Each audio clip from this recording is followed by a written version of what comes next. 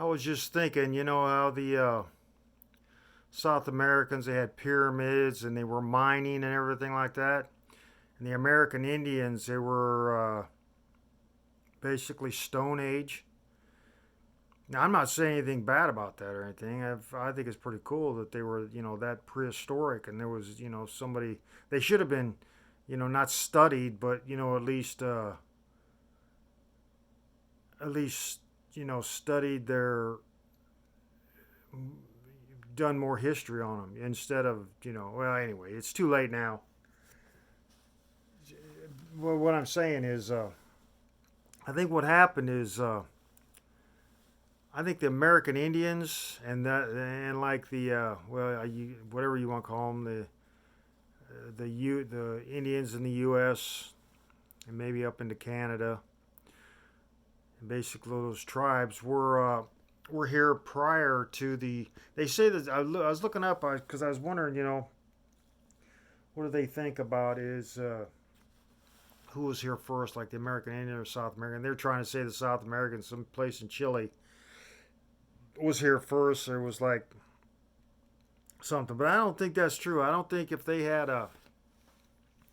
I think they was too had too modern of stuff with mining and stuff like that, and where American Indians were still hunter gatherers, basically.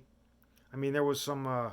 It was like some planters. There's some farming going on, but that could have been trade that from people. I do. I think the American Indians were here first in the U.S. And they might come over here on maybe ice floes, whatever. And but I think this, all the South American tribes that had gold mines and stuff like that. The mining gold and pyramids and stuff like that. I think they came over here. Just maybe 10,000 years ago, where the American Indians came over here, maybe 15, 20,000 years ago. I was thinking, a couple years ago, I was thinking maybe it was here 40,000 years ago, being that they were Stone Age, and to get out of Europe and still be in Stone Age, it had to be at least because they were farming and stuff in 10,000 years ago.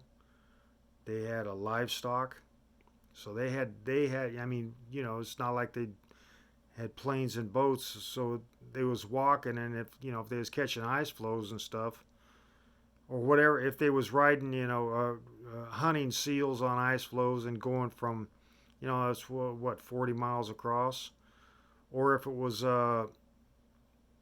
completely frozen, down. Not, I'm not talking up around Alaska. I'm not saying that they went up there. I'm saying if it was, because it would have been frozen, probably clear down to, I don't know, California. Because Iowa, they had glacier here in Des Moines. Here it goes from flatland to Des Moines, and Des Moines was supposedly the end of the glacier for the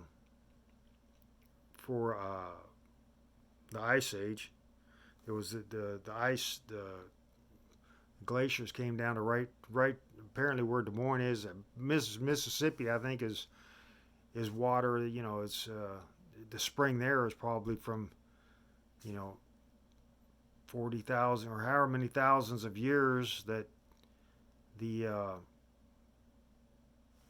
all that the mile high of ice drained into the soil. I mean, you got tens of thousands of years that would have been draining into the earth. But anyway, whatever. But I think American Indians were here first, at least 20,000 years ago. 20,000. I'm good. A good 18, 20,000 years ago, because being prehistoric, and then I think what happened is that they were being attacked by a younger, more developed nation of tribes, which came from like Well, the first pyramids were built, what, 10,000 or something like that years ago. They're saying they found mud bricks and stuff that of collapsed pyramids when they first pyramid, because they're saying there was over 100 pyramids built along the Euphrates or whatever, and there might be more. You know, of course they're all over, but that's from trade. They probably all these other pyramids were developed from trade with the Middle East and Egypt and all that. So and whoever, they traveled to every people traveling out of there or to there or whatever way, if there was trade routes there 10,000 years ago. Anyway, I was thinking American Indians were first, and then the all the South American tribes came from lost boats coming from and then they probably they came from lost boats from Africa and from like south southern both sides of Africa and China and all that out of there. And then the South Americans, the Indians might have been moving. They might have been around the desert, or who knows how far south they went. I keep talking about this, but I keep coming up this because it's like fascinating that they're that diverse. Where one is prehistoric, one is like a U.S. Indian was prehistoric Stone Age, and then you have pyramids and stuff. Of course, the Mexicans and South Americans would have, the people that were part of the cities, and I'm sure that people were kicked out of cities or hunted down for stealing, rape, murder, whatever. People, whatever wasn't wanted in the villages or the cities where the pyramids were, because I'm sure the executions were people that were robbing or this, that, and the other, and to show people to, not what to do, because I'm sure people were, if they were living out in forests and jungles, they would raid at night and then head back into the jungle with whatever they took. Now, if they were being chased out of these areas where these pyramids were, and they was afraid to move in, and they just continue to just go into villages and just grab what they can and leave, and then they gradually work north, and then when the Europeans came here, who knows how many hundreds, maybe thousands of years that the South Americans, these ex these people that there might have been people mingled in with them that were chasing them down, and then just got lost and just decided to continue to chase, and then maybe gave up chasing them because they were so lost. They just decided to band with them, or maybe they didn't ever. Maybe people didn't say that. Hey, well, I'm not going to chase them that far. Maybe they just said, or maybe the people in the pyramid city put them on a quest and said, chase these people down for taking us. Because I'm pretty sure that's the reason why African slaves were traded at first, is that people were, they had such a problem. It's got to be a problem when you have a certain system that you want to develop in a village or tribe or whatever, and then these people that, I don't know if they might have connected with you, or I'm pretty sure most villages and tribes were family. It's more like what clan they call it, where it's family. It's just family is just grown and gathered and stayed together, and then they'd have to crossbreed. I don't know when they started crossbreed, but you know through time, Africa, that they had villages, and then the people they'd had get too many people, and there'd be crime being committed, and this village would say, hey, we got to get rid of this, and they'd push these people out into the outskirts, which would be outlaws, and that's where the word outlaw comes from, because they weren't allowed in the town where the in-laws were, they would be pushed out of these tribes and clans and whatever, and they would be outlaws. You know, their law. They would make up their own laws. They would say we can raid, we can do this, that, the other. You know, they probably went in and raped, stole, you know, whatever, stole children for ransom, whatever. Uh, but that's what I'm figuring. It's all these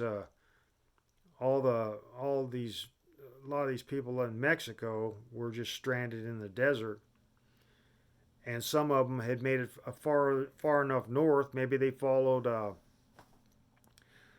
the coasts or whatever, and then came upon the American Indians. Here they were living in these autonomous societies. You know, just they had left these pyramid society, and then now they came into this autonomous society where there was there's small villages, and they weren't as they had known sophistication. Now, however many years it took to go from the jungles of South America or Mexico to get up to the Americas, or however far the American Indians down, they might have butchered. There might be a bunch of dead Indian bones somewhere in the Mexican desert, in between, that they just mass murdered, and then the sands blew over them. There might be whole villages down there that just massacred that you haven't found yet. And and then I'm sure the Mexicans, South Americans, whatever, came up here, were raiding these villages, getting in between tribes, probably building their own monuments, just not necessarily for history to say that they were here first, but that's just what they knew. That they come up here and they build something, and maybe the Indians come out, and after a while their hunting gathering would move back to this area where they were building, and they'd have to chase these people out of there. So these people would leave and then come back, and it's just a wave. And then somewhere along the line, the Europeans came over here and caught this wave of the Mexicans and South Americans coming up here. They were saying they were here first, and the American Indians, if they met them first, and the battle, the people met more American Indians and more prehistoric tribes than they did these people that the Spanish ran into, where they took all their gold and stuff. But in between the taking the gold and the American Indians, you got all these other people that possibly kicked out of these tribes and moving, or just scavenging around wherever they could find, and then living off the cactus and stuff in the desert. And then they just, as they bred, they didn't have enough food, so they had to, their people had to scatter, and so that just moved them farther north, or they just moved north. But anyway, so that's what I think. I think the American Indians were here first. They say the Eskimo. They don't want to be called Eskimo. I don't know if you call them. They don't want to be called Indians, indigenous. Well, indigenous, I'm pretty sure that. Anyway, whatever you want to call them, or whatever they want called. I don't even know if their names that they had. Did they name themselves, or did they? Because some of those names, if you listen to them, it's almost like a slur or something like that to what pioneers or uh, uh, people first meeting them, after they screwed them over somehow, they would come up with saying, who is this or who is that, and they'd make up some, it's kind of rhymes with how somebody would say it, only it's a derogatory meaning. So in other words, they by claiming what the name was, it was derogatory towards what it was, kind of a parallel with being derogatory to what something in the English language, or whatever slang, maybe there was French and English people doing it, so there'd be like a French English slang saying for whatever, like a river or whatever. I've just noticed there's a lot of Indian rivers around Iowa. In fact, I don't know if there's any rivers around here that aren't Indian name. But if you take them slow and you break them down and you think, well, an Indian learning to speak, but realizing that they're getting screwed over when somebody says this and they're getting screwed over in a certain way, that they would pronounce it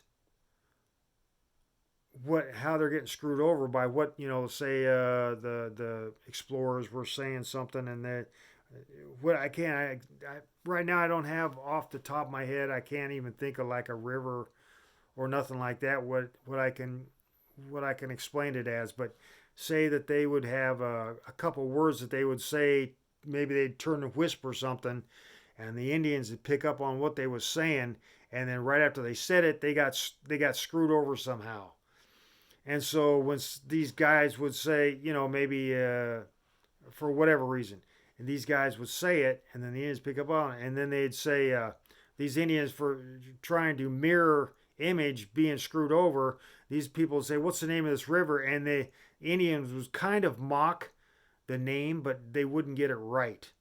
So it would if it would be a broken words of what the explorers said to them or what the pioneers or pilgrims would say to them, and it was like this river was named or this area was named after kind of a slang way of saying the same way of, and I don't think anybody picked up on it, and it's lost through history because nobody wrote it down. It was just thought, and maybe two Indians talking to each other, and they said, uh, and then they discussed it among themselves, and they said it. So it wouldn't have been written down. It would have just been discussed between a couple people without anybody really realizing what was going on.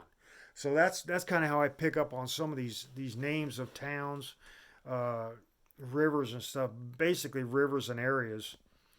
And but I do I think the American Indian was here. American and Canadian Indian was here, and Alaskan might have been another force.